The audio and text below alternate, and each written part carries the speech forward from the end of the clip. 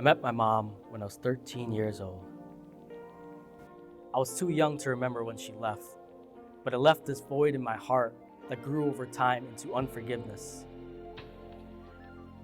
This caused my heart to become far from God. It was like having a heart made of stone. If God was a parent, I didn't want to trust him. My heart was a tomb filled with brokenness and desires that would lead to death. It was a field of thorns that stifled any seed. Relationships became my escape route, where I would chase after the high of being accepted by other people. I didn't have a real example of what a healthy relationship was. And beneath the heart of stone, my unforgiveness would fester. It became my best friend to further harden my heart. It got so bad, and I was so sick of living this way. My heart of stone became too heavy for me to carry. But I didn't know what to do. I didn't know how to change. There was this ICLC conference I went to back in 2017. And I remember feeling this tugging on my heart that I now know was God.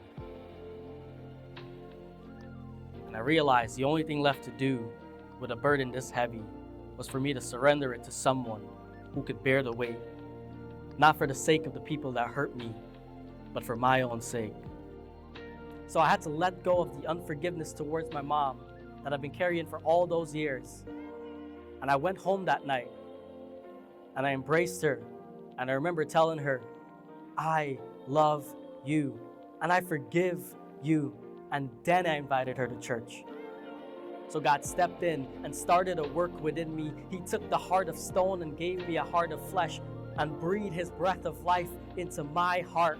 I was no longer a valley of dry bones where a skeleton goes to rest, but I became a wellspring of life that testifies to a God who desires to be in a relationship with his children. My brothers and sisters, this is the work that God wants to do within each and every single one of us. The work of cutting off every burden and brokenness, replacing them with a longing to be in the presence of a good Father. So embrace the process of the heart of stone becoming the heart of flesh. And this work starts with Jesus taking root in our hearts. Because God is rooted in love. It's the agape love of the Father that reaches down into the dirt and snatches us from the hands of the enemy and creates in us a new heart. But it doesn't just stop there. He took it upon himself to call us his masterpiece. We are no longer defined by our past scars and shackles of sin, but we are set free. And to all who believe in him and accept him, he gave the right to become children of God.